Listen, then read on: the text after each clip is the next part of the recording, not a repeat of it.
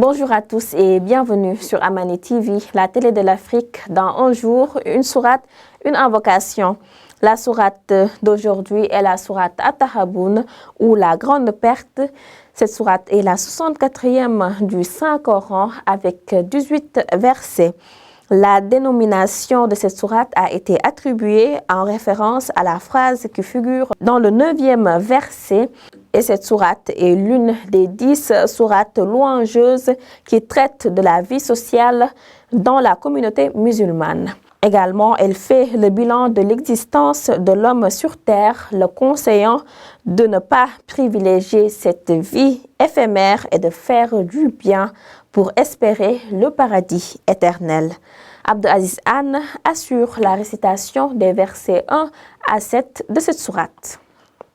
أعوذ بالله من الشيطان الرجيم بسم الله الرحمن الرحيم يسبح لله ما في السماوات وما في الأرض له الملك وله الحمد وهو على كل شيء قدير هو الذي خلقكم فمنكم كافر ومنكم مؤمن والله بما تعملون بصير خلق السماوات والأرض بالحق وصوركم فأحسن صوركم وإليه المصير يعلم ما في السماوات والأرض ويعلم ما تسرون وما تعلنون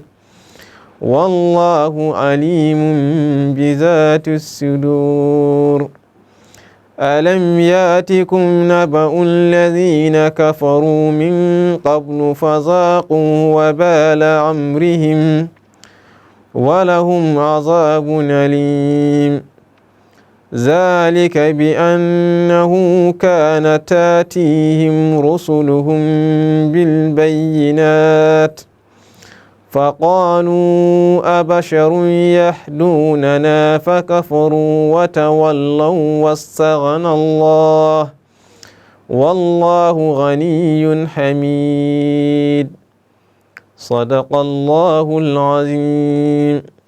Merci beaucoup à Abdou Aziz Anne pour cette très belle récitation. Passons maintenant à l'invocation du jour, une invocation à réciter pour nos morts. Écoutons. اللهم عبدك وابن أمتك احتاج إلى رحمتك وأنت غني عن عذابه إن كان محسنا فزد في حسناته وإن كان مسيئا فتجاوز عنه. Passons maintenant à la rubrique des compagnons du prophète Mohammed sallallahu alayhi wa sallam et c'est l'affaire de Abdoulaye Wade. Merci beaucoup Adja, merci également à vous amis téléspectateurs de Amani TV. Aujourd'hui on va parler de celui qui était surnommé Dhun Nourayn, l'homme aux deux lumières, car il a épousé deux des filles du messager d'Allah. Il a d'abord épousé Ruqayya, puis après son décès, le prophète lui a donné en mariage son autre fille, Kalsoum, et il est resté son épouse jusqu'à sa mort. Ousmane ibn Affan est né dans la ville de At-Taïf en Arabie, 6 ans après l'année dite de l'éléphant à Moulfil. Il a été converti à l'islam par l'intermédiaire d'Abu Bakr as-Siddiq. Il fait partie des 10 hommes auxquels le prophète a annoncé la bonne nouvelle qu'ils seront au paradis. Lorsqu'il était calife, beaucoup de pays ont été conquis. L'empire musulman s'est agrandi durant cette période. Ousmane a joué également un rôle décisif dans la diffusion du Mushaf, le livre du Coran. Durant son califat, il a repris les feuillets rassemblés par Abu Bakr et les a fait vérifier et confirmer par les compagnons. Avant de les faire copier en un seul livre, il a ensuite diffusé plusieurs exemplaires de ce livre dans l'empire musulman pour qu'ils servent de référence. Le troisième calife de l'islam est mort martyr, les traîtres qui assiégeaient sa maison ayant déjoué les compagnons envoyés pour le protéger. Il a suivi scrupuleusement la parole du prophète qui l'avertissait du danger.